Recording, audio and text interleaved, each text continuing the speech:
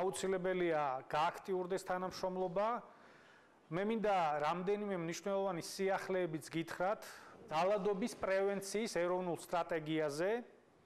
ეს სტრატეგია უკვე შემუშავებულია და მზად არის. ოჯახში ძალადობის პრობლემის მიმართულებით გვაქვს მნიშვნელოვანი პროგრამები პრევენციული თვალსაზრისით და ეს უკვე საფუძველი იქნება, რა თქმა უნდა, თუ შემადგენლობა იქნება 126-ე პრიმამ გლობალურად უდგებით ძალადობას როგორც პრობლემას.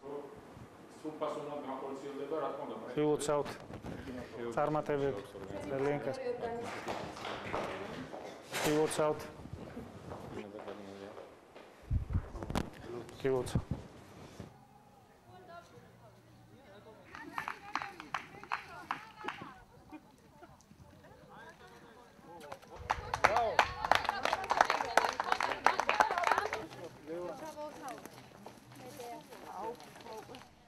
Დიდი მადლობა თქვენი აქტიურობისთვის. ამ მომავალში წარმატებებს გისურვებთ. მადლობა.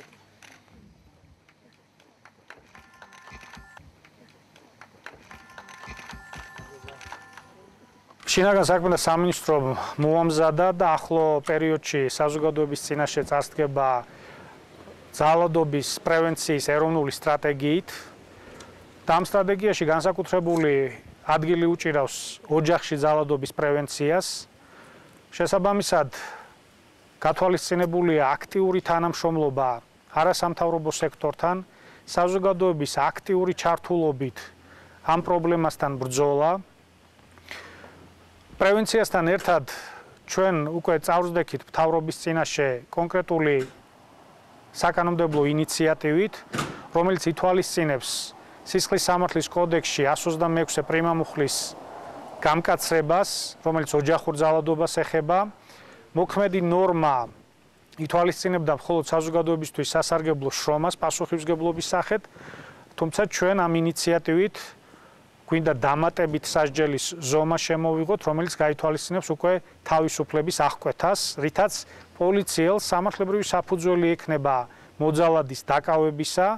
ასევე შიდა ინსტრუქციის პროექტი მომზადდა, რომელსაც მალე მოეწერება ხელი, რომლის თანახმად ძალადობის ყველანაირი ფორმის გამოვლენის შემთხვევაში ოჯახში, იქნება ეს ფიზიკური თუ ფსიქოლოგიური, პოლიციელს ევალება შემაკავებელი ორდერის გამოცემა. ანუ გამოძიების დაწყებამ არ უნდა შეაფერხოს შემაკავებელი ორდერის გამოცემაც და შესაბამისად ამ კომპლექსური ღონისძიებებით და როგორც თავში ვთქვი, საზოგადოების აქტიური ჩართულობით ჩვენ შევძლებთ აი ამ პრობლემის დაძლევას და ყველა ეს ინიციატივა, რომელიც უკავშირდება ზოგადად რეგიონებშიც, მათ შორის განსაკუთრებით ქალთა უფლებების დაცვას, ოჯახში ძალადობის პრევენციას, ჩვენ მივესალმებით და აქტიური თანამშრომლობით არასამთავრობო სექტორთან, ამ კონკრეტულ შემთხვევაში ქალთა საინფორმაციო ცენტრთან აქტიური თანამშრომლობით და სხვა ასევე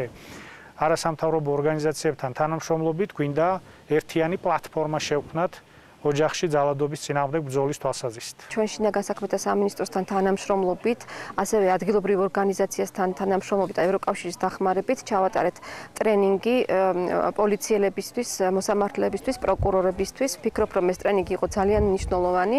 ასევე შემდგომი ღონისძიება, რომელიც პრევენციას ემსახურება, უფრო მეტად ეს არის პრევენცია სპორტული ღონისძიებებით და კულტურული ღონისძიებების მეშვეობით. ბუმილი არის თანამონაწილეობა და აუცილებელი არის თუ საზოგადოებამ, როდესაც შეიტყობს ნებისმიერი ფორმის ძალადობას, აუცილებლად შეატყობინოს პატრულს და დარეკოს 112 ნომერში ან ცხელ ხაზზე 239993.